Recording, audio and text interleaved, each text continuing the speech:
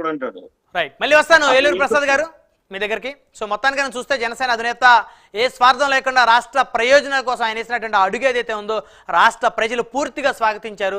100% strike rate తోటి దేశం మొత్తం తన వైపుకు తిరిగి చూసేలా, గర్వంగా చూసేలాగా రాష్ట్ర ప్రజలు అయితే జనసేన అధినేతకి పట్టం కట్టిన పరిస్థితులు ఆంధ్రప్రదేశ్లో కనబడుతున్నాయి. రైట్, ఈ అంశాలకు సంబంధించి జగదీష్ గారు మనతోటి, సీనియర్ అడ్వకేట్, అదేవిధంగా రాజకీయ విశ్లేషకులు. జగదీష్ గారు, గుడ్ ఈవినింగ్ అండి. నమస్తే అండి. సో మొత్తానికి జగదీష్ గారు, ఈ నెల 9న కూటమి సంబంధించి రాష్ట్ర ముఖ్యమంత్రిగా నారా చంద్రబాబు నాయుడు గారు ప్రమాణ స్వీకారం చేయనున్నారు. సో ఎన్డీఏ కూటమికి సంబంధించి మొత్తం కనుక చూస్తే స్పష్టమైన మెజార్టీ, భారీ మెజార్టీ వచ్చింది. కేవలం వైఎస్ఆర్ కాంగ్రెస్ పార్టీకి 14 స్థానాలే కట్టబెట్టిన 11 స్థానాలు ఇచ్చిన పరిస్థితి ఉంది. సో ఎవరు మంత్రివర్గం రేసులో ఎవరికి ఎక్కువ అవకాశం ఇస్తే బాగుంటుందంటారు? ఏ పార్టీకి ఎన్ని ఇవ్వాలంటారు? మొత్తానికి బ్రహ్మనాయుడు గారు, ముందుగా మీకు, ఏలూరు ప్రసాద్ గారికి, అలాగే టైమ్ లైన్ ప్రేక్షకులకి అందరికీ నమస్కారం అండి. ఈరోజు చర్చలోకి వెళ్లే ముందు ఈ వాతావరణం, ఈ డిబేట్ చాలా ఆహ్లాదకరంగా ఉందండి. ముందుగా మీ విశ్లేషణ కావచ్చు, మీ ఉపోద్ఘాతం కావచ్చు, అదేవిధంగా ఏలూరు ప్రసాద్ గారు ఒక సున్నితమైన అంశాన్ని తీసుకుని, వంగవీటి రంగా అనే అంశాన్ని తీసుకుని, ఆయన 89 నుంచి రాజకీయాలు అబ్జర్వ్ చేస్తున్న వ్యక్తిగా చాలా స్పష్టంగా ఆ తప్పుడు సమాచారాన్ని, 2 కులాల మధ్య దూరాన్ని పెంచుతూ, పెంపబడుతూ అనే ఆ పదం వాడడం కానీ, ఆయన చెప్పిన విధానం కానీ అసలు భావితరాలకి ఒక తప్పుడు సమాచారాన్ని క్యారీ చేస్తున్న విషయంలో ఒక క్లారిటీ ఇచ్చారండి. ఇది నాకు చాలా చాలా బాగా నచ్చింది. ఆయనకి ధన్యవాదాలు. ముందుగా వాస్తవంగా ఇంత క్లారిటీగా ఒక తప్పుని, జరగని తప్పుని, ఏదో రాజకీయ లబ్ధి కోసం చేసిన తప్పుని 2 కులాల మధ్య విడదీయడానికి వాడుకున్న రాజకీయ నాయకుల నుంచి జరిగిపోయిన కాలం తర్వాత కూడా ఇప్పుడు దాని గురించి మనం చర్చించుకుంటూ ఆ సున్నితమైన విషయాన్ని చాలా సింపుల్ గా తెలిచారు ఆయన. దీనికి చాలా సంతోషంగా ఉంది నాకు. ఇప్పుడు రెండో విషయం, మనం ఇప్పుడు ఒక బాధ్యతకి, అనుభవానికి, ఒక త్యాగానికి, అనుభవం విషయానికి వస్తే చంద్రబాబు గారు, త్యాగము, రెస్పాన్సిబిలిటీ విషయానికి వస్తే పవన్ కళ్యాణ్ గారు, వయసుతో సంబంధం లేకుండా పరిణితి చెందిన నాయకుడు పవన్ కళ్యాణ్ అని చెప్పడానికి నేను సంతోషపడుతున్నాను.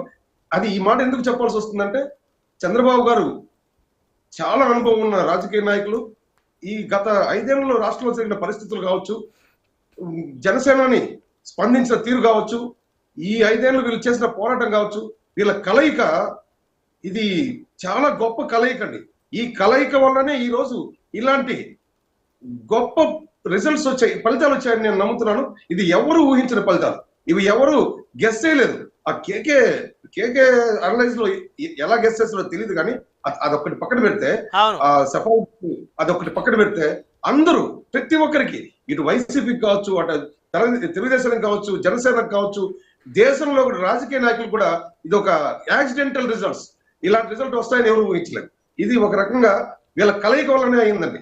నేను ఈ కలయికని ఏ విధంగా చూస్తానంటే, జనసేనాని చంద్రబాబు నాయుడు కలయికని మల్టీ స్టారర్ సినిమాలాగా చూస్తానండి. దీన్ని ఒక దర్శకుడు 2 సమఉజ్జీలైన హీరోలను పెట్టి సినిమా తీయాలంటే ఆ అభిమానులు ఎక్కడ ఇబ్బంది పడకూడదు, వాళ్ళ ప్రాధాన్యత తగ్గకూడదు, వాళ్ళ విలువలు తగ్గకూడదు, అదేవిధంగా స్టోరీలో బలం తగ్గకూడదు.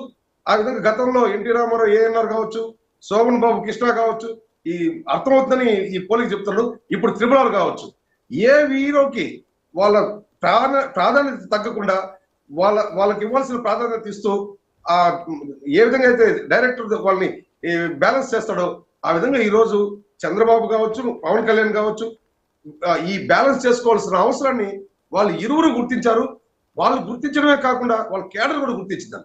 ఇందాక మన ఏలూరు ప్రసాద్ గారు అన్నట్టు, ఇక్కడ 21 సీట్లు గెలిచిన పవన్ కళ్యాణ్, 165 సీట్లు టోటల్ గా 130 సీట్లు గెలిచిన టీడీపీ, ఇది కాదండి.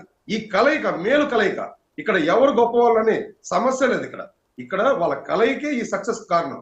సో నేను భావిస్తున్నాను, ఈ ప్రత్యేక పరిస్థితుల్లో వచ్చిన రిజల్ట్ కావచ్చు, ఎన్నికలు కావచ్చు, ఇప్పుడు ఇలాంటి గవర్నమెంట్ ప్రమాణ స్వీకారం చేయకముందే శిఖరానికి అందుకున్నాయండి.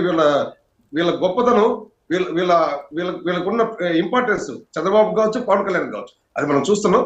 ఇంకా ప్రమాణ స్వీకారం కూడా జరగలేదు. మీరు అన్నట్టుగా 20 మంది కదా, వీళ్ళకి 21 మంది ఎన్ని పోర్ట్ఫోలియోలు దక్కచ్చు? దాంట్లో ఏమి 4, 5 అని కూడా లేదండి. ఇక్కడ సముచితంగా ఖచ్చితంగా 21 మందిలో కూడా అనుభవం ఉన్న వాళ్ళు ఉన్నారు. మీరు అన్నట్టుగా సమర్థులు ఉన్నారు, వాళ్ళల్లో అవసరమైన మేరకు ఇంకా ఎక్కువ మంది కూడా తీసుకునే అవకాశం కూడా ఉంది. ఇక్కడ ఎలాంటి అనుమానాలకు కానీ పొరపచ్చులకు కానీ తావులేదు కదా. ఆ నాయకుల ప్రవర్తన తీరుంది. దీన్ని మనం అనుమానించాల్సిన అవసరం లేదనేది నా నా నమ్మకం అండి. ఇక్కడ అదేవిధంగా ఆ రోజు 20 సీట్లు తీసుకున్నప్పుడు వాళ్ళ కేడర్కి ఏ విధంగా నచ్చ చెప్పుకున్నారు. వర్మ గారు తన సీట్ ని కోల్పోతూ ఆయన త్యాగం చేస్తూ అలాంటి వర్మ గారు కావచ్చు, ఎంతో మంది తమ ఇంకా 21 గారు ఇంకా చాలా చోట్ల జనసేన పార్టీ నాయకులు పోటీ చేయాలని ఉత్సుకత ఉన్నారు. అవకాశాలు కూడా ఉన్నాయి వాళ్ళకి.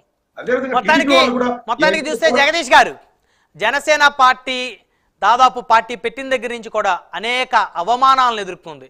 జన సైనికులు కూడా అనేక అవమానాలను ఎదుర్కొన్నారు. ఒక్క చోట కూడా గెలవలేకపోయామంటూ జనసేన అధినేతను అధికార వైసీపీ హేళన చేసిన పరిస్థితి ఉంది. గెలిచిన ఒక్క ఎమ్మెల్యేని కూడా ప్రలోభ పెట్టి లాగేసుకున్నటువంటి పరిస్థితి ఉంది.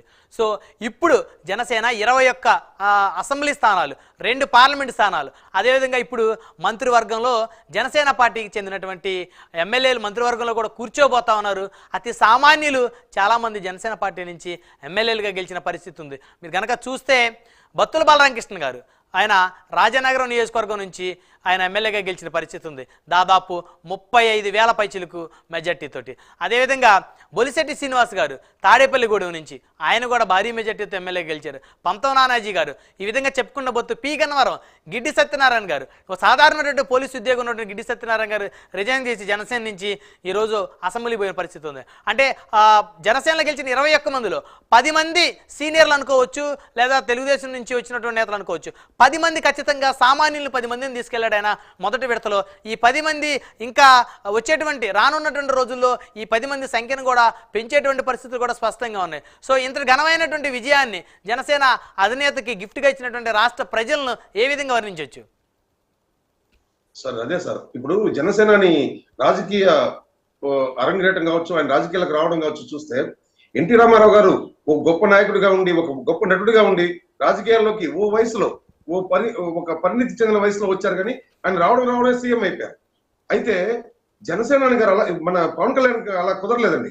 ఆయన అన్నట్టుగా మంచి లీడింగ్ లో ఉన్న ఒక హీరో, సర్వసుఖాలు అనుభవిస్తున్న ఒక హీరో, ఆల్ ఆఫ్ సడన్ ఆయనకి రాజకీయాలపైన మమకారం కంటే కూడా ప్రజలపైన బాధ్యత, నన్ను అవమానించే ఈ ఆంధ్రప్రదేశ్ కి ఏం చేయాలి, వాళ్ళని ఏ విధంగా మనం ఆదుకోవాలి అని ఒక రాజకీయ రంగాన్ని ఎన్నుకుని అన్నగారు ప్రజారాజ్యం పార్టీ పెట్టినప్పుడు కానీ, ఆ తర్వాత ప్రజారాజ్యం పార్టీ తర్వాత ఇప్పుడు పార్టీ పెట్టుకోవడం కానీ, పార్టీ పెట్టుకున్నప్పుడు కానీ ఆయన రాజకీయాలకు రావడంతో ఆయనకి సునాయాసమైన విజయం ఎక్కడ ఆయనకి ఎదురవలేదు. అన్ని కష్టాలే.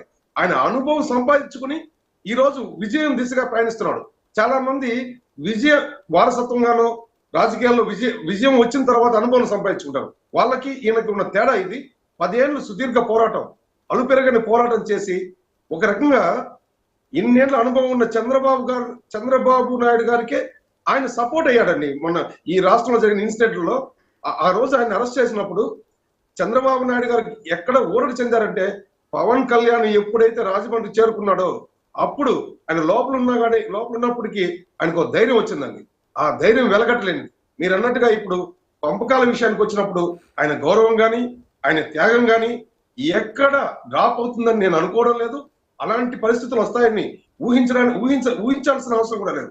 ఎందుకు ఈ మాట అంటున్నానంటే, జనసేన గారు ఆ రోజు 21 సీట్లు తీసుకున్నప్పుడు కానీ అందరూ ఏళ్ళకు ఆ పార్టీలో వ్యతిరేకత వచ్చి అప్పటి వరకు పార్టీలో ఉన్న కొందరు వెళ్ళిపోవడం కానీ, ముద్రగడ పద్మనాభం లాంటి వాళ్ళు చాలా నీచంగా మాట్లాడడం కానీ, ఎగతాళి చేయడం కానీ, ఇలాంటివి ఎన్నో లెక్కకు లేని విమర్శలు ఎదుర్కొన్నప్పుడు కూడా ఆయన స్థిరంగా నిలబడ్డాడు. ఒక మాట పైన నిలబడ్డాడు. ఆయన ఎక్కడ పార్టీలో చంద్రబాబు కానీ టీడీపీని ఎక్కడ ఇబ్బంది పెట్టలేదు. ఆయన చాలా సామరస్యంగా ఈ అనుబంధం అతుక్కుందండి. కాబట్టి మనం అనుకున్న దానికంటే కూడా నాకు తెలిసి ఐదు పోటీ ఇవ్వడంలో ఎలాంటి సందేహం లేదు. అదేవిధంగా స్థానిక సంస్థల్లో కూడా వాళ్ళ వాటా అనడం కంటే కూడా టీడీపీ బాధ్యత అనాలి. ఈ కూటమి ఆవిర్భావానికి బీజం వేసింది కూడా పవన్ కళ్యాణ్ అని చంద్రబాబు గారు స్వయంగా చెప్పారు. వాళ్ళ అనుబంధం చూసినా, ఇప్పుడున్న రాష్ట్ర పరిస్థితులు చూసినా, ఈ ఎన్నికలు జరిగిన పరిస్థితులు చూసినా, ఇలాంటి అనుమానాలకు తావులేని పరిస్థితులు నాకు కనబడుతున్నాయి.